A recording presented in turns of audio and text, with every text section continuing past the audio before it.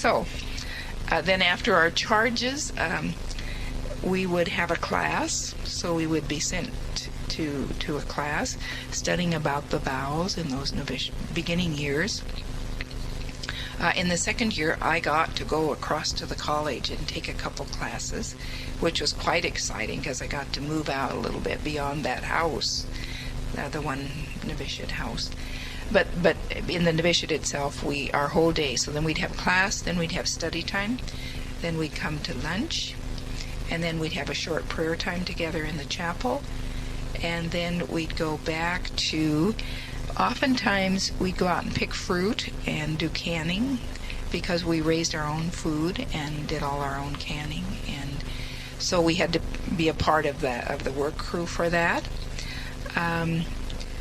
Then there might be another class again, and then dinner, and then study, and then chapel, a short night prayer before we went to bed, and so at 9 o'clock we were in bed.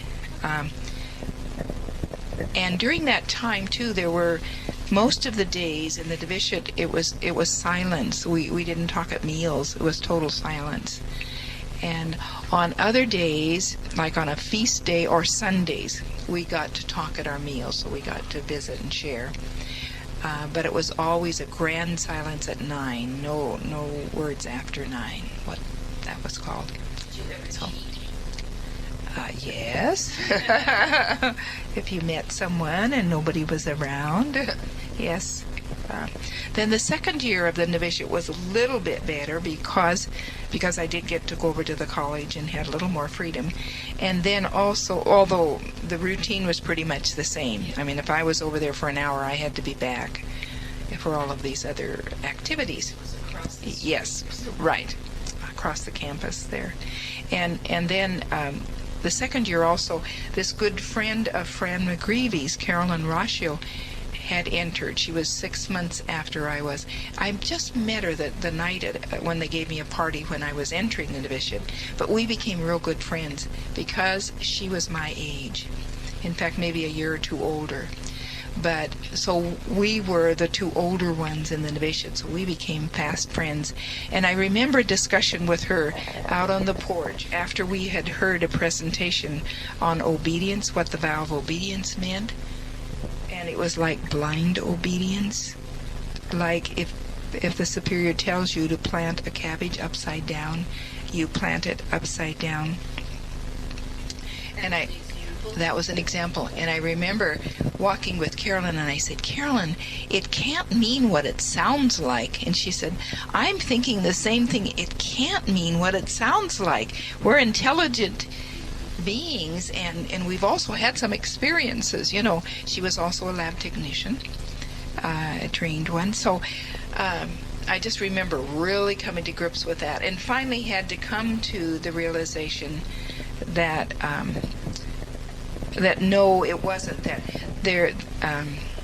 that's not what was being asked of us, but it sounded as if that's what was being asked of us. So did you ever seriously consider just going home? No, it was such a struggle to get there. I think, you know, after that first year, I kept hoping they'd send me home because I really felt I had a call, you know, to be there, that was God's call for me, because I had struggled with it, you know, especially those last 2 and 3 years, because I felt after college that the call was pretty strong, but I felt like I needed more experience and I was too young, so. Did you have recreation time? Oh, we did, after dinner. I forgot. Thanks for asking. Yes, there was, but the recreation time was, we had to do sewing during recreation. So after dinner, after dinner for a half hour, we sewed and darned socks. That's recreation. That's recreation. So that was very hard. Now on feast days, sometimes we get to do other things in the novitiate. Sometimes, but what did we get to do? Oh, we listened to a book sometimes too. But mostly recreation was sewing. But we'd go for walks now about twice a week. And particularly on Saturday, we'd have a long walk. And we'd take a lunch sometimes out into the woods. And fortunately, there were beautiful woods there. So we'd go out and kind of spend 3-4 hours. And we do a lot of singing while we were there. And then we could talk and visit. Yeah. We were away from the novitiate. So those days were really special times of being together. So you probably didn't get to read anything other than what they No. told you to read. No. No newspapers. If your duty was to work in the diet kitchen, which was for the infirmary, you were really excited because sometimes there were newspapers around. If somebody had mopped the floor, they might have had a newspaper there. So you'd really stop and read everything that you could. Yeah, that was hard. And you didn't have any contact, no phone calls, no letters. No. And you, 2 whole years. yes, Anybody outside of there. right. Well, during that time, they would read the mail that came into us. And no, we could receive mail from our family. Oh, Yeah. you couldn't write them. No. Oh, no, yes, we could write, but we could only write a certain number of times. Let's see. The first year we were more limited in writing. First year we hardly wrote at all. I think at Christmas time there were a couple of times. I kind of forget exactly, but it seems to me it was just a couple of times. Then the second year we could write more often, and we could receive more mail, but they always read the mail first to be sure it wouldn't disturb our vocation, I guess. So, Did you ever sit and cry? oh yes, lots of tears. And I can remember a couple of times. One of our rules was you were not supposed to stand by a window and look out. And I can see myself one time just looking out and thinking, I don't know if I can make this. I don't know if I can handle this. And then one of the older sisters noticed me and came over and talked to me and got me involved in something else. And so I think that was helpful. And because I had more education, I did go out very soon to teach and was involved my second year in student teaching. So that was helpful. What did you wear the first Oh, couple of years? when we first went in, it was just a plain black dress. Long, clear down to your ankles, black shoes, black stockings. And as a postulants, the first 6 months, we had a little black net that we had to wear on our head. Did they cut your hair to a certain length? Not that first year. Not that 6 months as a postulant. But as soon as we took the habit, after 6 months, we took the habit, then, yes, your hair had to be cut very, very short. And then, You had long hair up to that point, or how did you wear your hair? let's see. No, it was about the length of yours when I entered, and I had kind of bangs, too. And it was kind of curly, and of course the curl got lost very soon. But then when we got the coif on, you had to have it shorter because it was too hot to have any very much hair. But it was up to us somebody was assigned to cut the hair. It was up to us to be sure. And if it was ever showing, we were told that it's time for you to get a haircut. Go and take care of it. And then at first we wore this white veil. It was beautiful, and it was pleated. Took a lot of time to take care of them, though.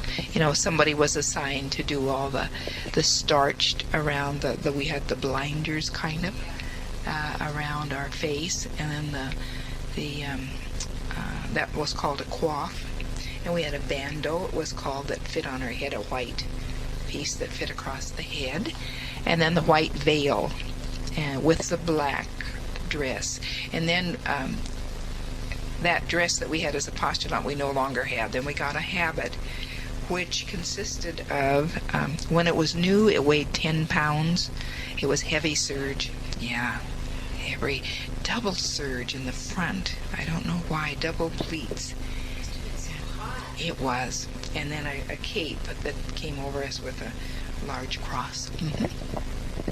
But the white veils were really beautiful and very striking, the white and the black. And then when we made our first vows, then the white veil was exchanged for a black one. So, and then we received our Well, no, at first vowels we received our name. And that was a big issue, to get the name of Michael James and not be Mary Ann any longer. That was a huge change. And I think, again, it was like I was someone else some of those first years. I could not, like even in Eugene, my first mission, Tacoma, there's some things I really was not in touch with the person that I was. I mean, with who I was. Yeah. So. Well, how'd you choose your name? You got to choose your name. Well, we handed in 3 names, and I really wanted Michelle Marie, because the Michelle, the feminine, for my dad, and Marie for my mother. But they told me that one was already taken. And so then they said, give any combination. So I think I gave them Michelle James or something. And then I think I did put in Michael. I don't know that I put in Michael James. I think I did put the Michael in. And so they made the combination then, gave me that. So it wasn't the name that I had wanted. But the Michael derivative I did want, because of admiring my own dad, because it was his name. So That's interesting. Yeah. That's part of what my last name is. yes. I wanted Michelle for my confirmation name, and they said it's not a saint. Michelle is a derivative of Michael. Isn't that interesting? So I Oh, said, no, Michael. Yeah. Oh. First I wanted Michael, and they said, Yes. well, you can't have a boy's name. So I said, well, then I want Michelle. Well, it's not a saint. I said, but it's the feminine of Michael. So I don't remember how, but they did let me have it, so that was my confirmation name. oh, I see. Michelle was. Oh, Michelle was, so very nice. I Oh. changed my name to Michael Mm-hmm. years ago. Mm-hmm. Wonderful, Carolyn. Name I want, thank you. Yes, right. Great. That's it. Oh, I didn't ever know that. Yeah, well, that's great. Yeah. So we have that in common, too. I was a Michael, and you're a Michael now. Okay. And I remember my first grade teacher laughing one day when we got to write a letter to someone, and she came by and I had written, Dear Sister Mike Jim. Oh. Because I didn't know how to spell Michael and James. So I must have written you a letter. Great. Well, I'm glad you did. Thank you. And I like the abbreviation. Yes. So you got your name at the end of the 2 years or the end of the 6 months? No, we got our name as soon as we got the habit. That was part of it. Yes. That which was at the end of the first year and a half. Yeah. 6 months. Did you like the name then after? Yes, I did. And I think I grew in my identity, too. But what helped was, I believe that I mentioned to you going away to the Science Foundation. I was still in the habit then, and I was still Michael James in those days. And because I was out on my own, I think I began to get that sense of who I was again, and that I was a capable, independent, person. I didn't feel so bad about my name after that.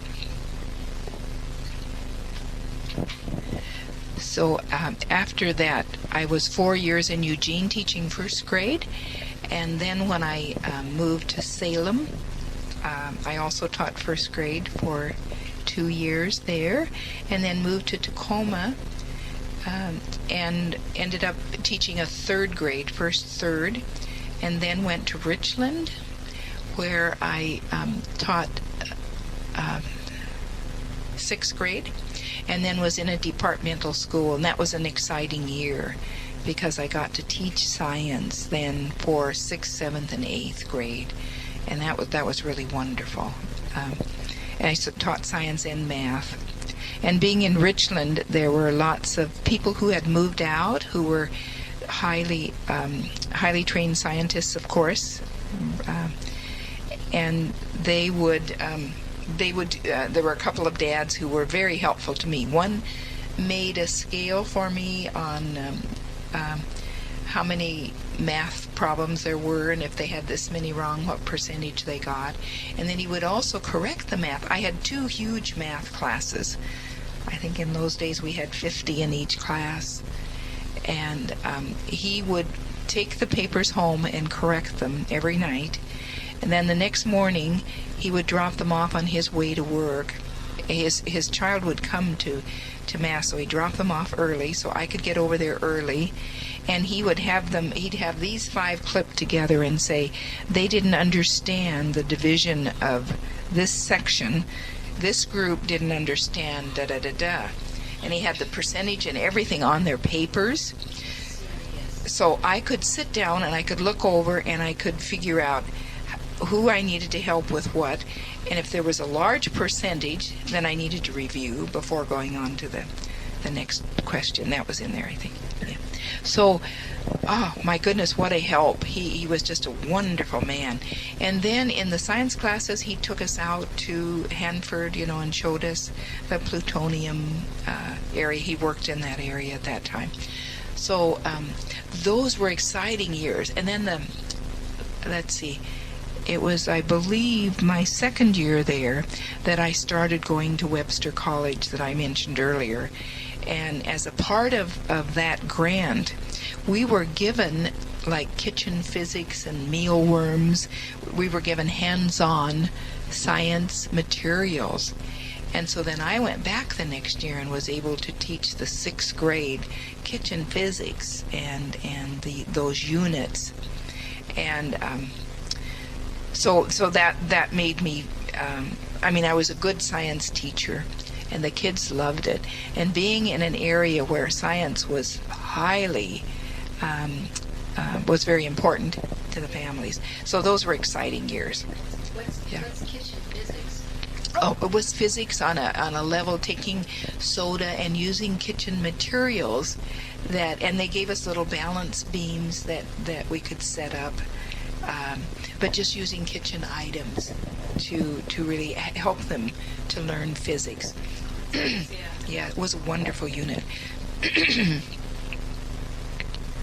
So from Richland then, I ended up only being a few years. Now, they told me that I was resilient and they needed somebody someplace they'd pull you. Either that or you were hard to get along with and they moved you. I never felt like I had a hard time getting along with people. But then I moved to St. Ignatius in Portland and taught... I forgot. St. Ignatius came earlier, first and second combination. But anyway, okay. Then moved up to 6th grade. And then from there, went on to being a principal at Lourdes School, teaching 6th grade as well as being principal in those days. Belonged to the Science Teachers Association of the city of Spokane, which was wonderful. Then from there was a principal at St. Francis of Assisi in Spokane also. That was a wonderful challenge. I spoke about that earlier. And then from there, let me think. I need to stop and think a minute. So from there then went to Seattle. My first mission in Seattle was at St. James Cathedral, and it was to close the school, which would have seemed like a very sad thing to have to do. But as I went to that school, I was determined and had some wonderful faculty, lay and sisters both, particularly a lay woman that was so good, Alice. And we decided that this year was going to be like we were going to go on forever. We were going to make this just a real special year. We knew when it came to the last few months we'd have to plan on moving, but we wanted to keep the curriculum high quality, and so we did do that. And one of the things we did that was so exciting, we took the whole school, because we were only 90 in the whole school, 1 through 6. We took the whole school up to Mount Rainier after giving them a lot of preparation ahead of time. So then after that year, the school closed, and this was a minority grouping school, a lot of Filipinos, Native Americans, some Hispanics, and some Anglos. Went up to St. Mary's and some blacks, where the school was predominantly black and Asian. But I went up there. They already had a principal, but I went up to teach then to help the children to transfer to the school. And I taught there 2 years. Then from there, one of my friends had moved into parish ministry at Cathedral and wanted me to come back there and work. They needed somebody to do the religious ed and gather the kids there for religious education, those who didn't attend a Catholic school. So then I went back to the Cathedral and then spent 9 wonderful years there. And again, that was such a growing time. We had a wonderful staff, and it kept growing. There were 11 in the staff when I left, and wonderful people to work with. Had a good relationship with the pastor, who was very affirming of my gifts, and I felt like my gifts were well used in that place. So I didn't just do religious ed. I did some Bible prayer groups, and then always was a part of the staff, and we designed a Renew program together where everybody was involved. So you felt very much a part of the total. So that was a wonderful ministry time. Then from there was asked to be on our administration for 4 years in Spokane.